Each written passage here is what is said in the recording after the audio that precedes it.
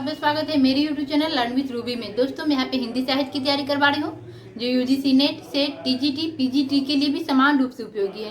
दोस्तों आज मैं लेके आई हूँ जयशंकर प्रसाद। इनकी लगभग 6 रचना हमारे यूजीसी के पाठ्यक्रम में शामिल किया गया है। इनके काव्य उर्वशी और कामायनी और इनका 3 नाटक स्कंदगुप्त, चंद्रगुप्त, ध्रुव स्वामिनी तथा इनकी कहानी आकाशदीप को हमारे सिलेबस में यूजीसी के पाठ्यक्रम में शामिल किया गया है। दोस्तों आइए दोस्तों देखते हैं इनके संपूर्ण साहित्य पर एक नज़र और साथ में इनकी रचनाओं को क्रम से याद करने का आसान सा ट्रिक। वीडियो अंत तक देखिएगा जिससे आपको आसानी से याद हो जाएंगे और जब भी जयशंकर प्रसाद से जब प्रश्न आएंगे उनके काव्यों को या फिर उनके नाटकों को क्रम से लगाने का, तो ये प्रश्न आपके कभी गलत नहीं होगा। आइए दोस्तों बढ़ते हैं अपनी वीडियो की तरफ। सबसे पहले है जयशंकर प्रसाद। इनका जन्म 1889 ईस्वी में हुआ है। इसे कैसे याद रखेंगे दोस्तों? हम सभी जानते हैं कि जब भी हम अगर भगवान की पूजा करते हैं तो या फिर जब हम किसी ज्योतिषी के पास जाते हैं तो वो हमें कोई मंत्र देता है और जिसे वो कहता है ये 27 बार जाप कीजिए या फिर 51 बार जाप कीजिए या फिर 101 बार जाप कीजिए, तब क्या मिलेगा? आपको प्रसाद मिलेगा। तो हमें ये याद रखना है कि जब हम 89 बार जाप करेंगे तो हमें प्रसाद मिलेगा। यानी कि भगवान का जो जयकारा लगाना है वो 89 बार लगाना है। भगवान का जयकारा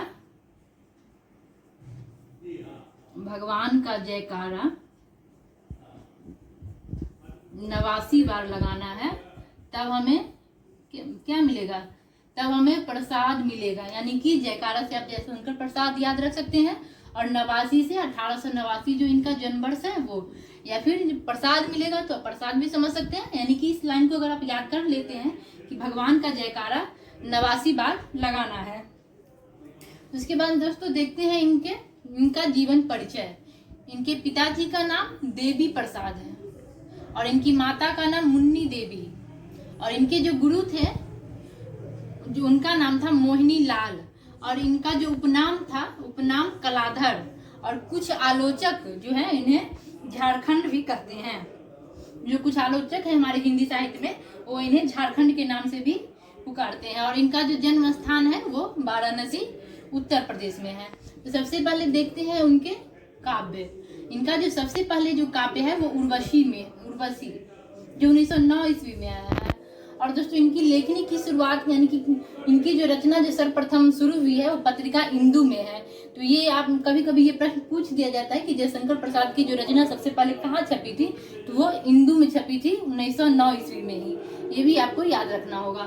तो उर्वशी दोस्तों, उर्वशी एक चंपू काव्य है। ठीक है, चंपू काव्य। तो अब ये चंपू काव्य क्या है? तो ये वे काव्य होते हैं जो गद और पद में जो मिश्रित यानी गद और पद में लिखा जाने वाला काव्य को चंपू काव्य कहते हैं। यानी कि दोनों में लिखा हुआ है, गद में भी लिखा हुआ है और पद में भी लिखा हुआ है। तो ये उर्वशी चंपू काव्य हो गया। उसके बाद है वन मिलन 1909 ईस्वी में आई है और प्रेम राज्य ये भी 1909 ईस्वी में आई है। तो इस तरह इनके 1909 में 3 रचनाएं हो गई। ये बहुत महत्वपूर्ण है, आपको इसे याद रखना पड़ेगा। इनकी जितनी भी रचना है उसके सन भी, यानी कि इनकी 3 रचना 1909 ईस्वी में आ गई है। उसके बाद जो उनका जो अगला है वो है अयोध्या का उद्धार 1910 ईस्वी में आया है। उसके बाद है शोकुच्छवास जो 1910 ईस्वी में आया है। उसके बाद है बभ्रु वाहन जो 1911 ईस्वी में आया है। उसके बाद है कानन कुसुम जो 1913 ईस्वी में आया है।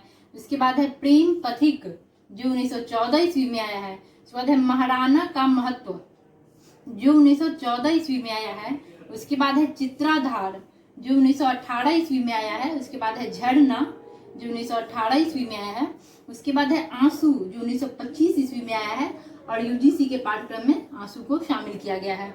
उसके बाद है लहर जो 1933 ईस्वी में आया है। उसके बाद है कामायनी, इनकी अंतिम काव्य है जो 1935 ईस्वी में आया है और ये भी हमारे यूजीसी के पाठ्यक्रम में शामिल किया गया है। और कामायनी एक महाकाव्य है, आपको ये भी याद रखना होगा कि कामायनी महाकाव्य है। आइए दोस्तों देखते हैं इनके नाटक भी बहुत महत्वपूर्ण है और इनके ज्यादातर जो नाटक है वो ऐतिहासिक पृष्ठभूमि पे लिखा गया हुआ है। तो सबसे पहले जो इनका नाटक है वह है सज्जन जो 1910 ईस्वी में आया है। उसके बाद है कल्याणी जो 1912 ईस्वी में आया है। उसके बाद करुणालय जो 1914 ईस्वी में आया है, और ये गीति नाट्य है। जैसे मैंने पिछली वीडियो में बताया था अंधा युग गीति नाट्य है, वैसे उसी प्रकार करुणालय भी गीति नाट्य है, और करुणालय से ही गीति नाट्य लिखने की परंपरा की शुरुआत हुई है। यानी कि अगर जब भी प्रश्न पूछा जाए कि सबसे पहला गीति नाट्य कौन सा है, तो वो करुणालय होगा, जयशंकर प्रसाद द्वारा लिखा गया करुणालय। उसके बाद है राजश्री, जो 1915 ईस्वी में आया है। उसके बाद है विशाख, जो 1921 ईस्वी में आया है। उसके बाद अजात शत्रु, जो 1922 ईस्वी में आया है। उसके बाद है जन्मेजय का नागयज्ञ, 1926 ईस्वी में आया है। उसके बाद है कामना, जो 1927 ईस्वी में आया है। उसके बाद है स्कंदगुप्त, जो 1928 ईस्वी में आया है, और चंद्रगुप्त, जो 1931 ईस्वी में आया है। उसके बाद जो उनका अंतिम नाटक है वो है ध्रुव स्वामिनी, जो 1933 ईस्वी में आया है। और स्कंदगुप्त, चंद्रगुप्त और ध्रुव स्वामिनी हमारे यूजीसी के पाठ्यक्रम में शामिल किया गया है।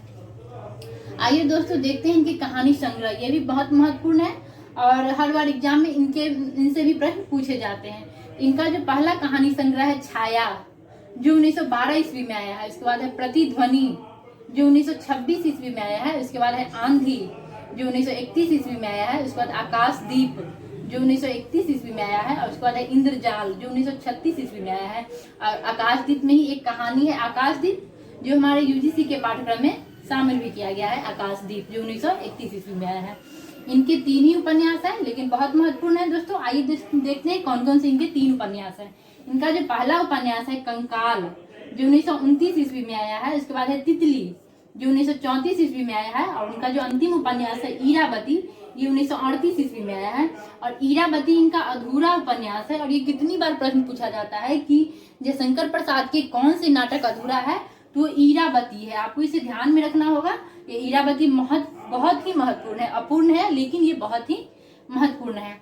आइए दोस्तों अब देखते हैं कि इनकी काव्य को क्रम से कैसे लगाया जाए, ताकि जब भी हमारे प्रश्न आए कि इनके काव्य को क्रम से लगाने का, तो हमारे प्रश्न कभी गलत ना हो। तो यहाँ पे सबसे पहले मैं एक कहानी बताना चाहती हूँ, जिससे कि आपको अपने मन में इमेज करना होगा, तो इससे आप ये आसानी से आपको याद हो जाएगा। जो सबसे पहले है यहाँ पे कि एक राजा है, उनकी 2 पत्नियां हैं।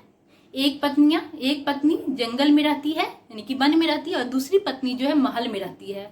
और वो क्या करते हैं, एक दिन जो पहली पत्नी जो इनकी वन में जो महल में रहती हैं, जो पहली पत्नी, उस पत्नी को वो छोड़ के वन में चले जाते हैं। तो जब इनकी पत्नी जो महल में रहती है, उनसे ये बर्दाश्त नहीं होता है, वो भी पीछे पीछे आती है वन में। लेकिन जब वहाँ का माहौल देख के वो बहुत उदास हो जाती है, दुखी हो जाती है, और अंत में वो लौट आती है अपने महल में। दोस्तों इस कहानी को आपको अपने दिमाग में रखना होगा, ताकि जब अब मैं जो आपको बताऊंगी इनके काव्य को क्रम से लगाने का, तो आपको ये आसानी से समझ में आ जाए। तो आइए दोस्तों देखते हैं सबसे पहले क्या है। सबसे पहले है कि जय यानी कि जयशंकर प्रसाद उर्वशी से मिलने, उर्वशी से मिलने प्रेम राज गए। मिलने से हो जाएगा वन मिलन, यानी कि जय उर्वशी से मिलने प्रेम राज गए। तो उर्वशी से उर्वशी, मिलने से वन मिलन, और प्रेम राज्य से प्रेम राज्य। तो क्या जब भी कोई राजा अगर कहीं बाहर चला जाता है, देश छोड़ के चला जाता है, तो वहाँ की जो प्रजा होती है तो क्या हो जाती, बहुत उदास हो जाती है, यानी कि दुखी हो जाती है। तो यही है, तो अयोध्या में शोक फैल गई। इनका जो देश है वो अयोध्या है। तो जब वो राजा चले गए उर्वशी से मिलने प्रेम राज्य, तो क्या हो गया, अयोध्या में शोक फैल गई। फिर क्या हुआ, उनकी जो पत्नी थी वाहन लेके, यानी कि जो महल में जो उनकी पत्नी थी, कुसुम उसका नाम था, वो वाहन लेकर कुसुम भी जंगल में चली गई पथिक बनकर। वो अपना भेष बदल के आई, ताकि कि राजा जो महाराज है वो हमको पहचान न पाए। तो पथिक बनकर महाराज से मिली। चित्र को मतलब हो जाएगा यहाँ पे चित्राधार, ठीक है। तो चित्र को देखकर झरझर से हो जाएगा झरना, और आंसू से आंसू, लहर से लहर बहने लगी, और अंत में कामायनी बनकर लौट गई।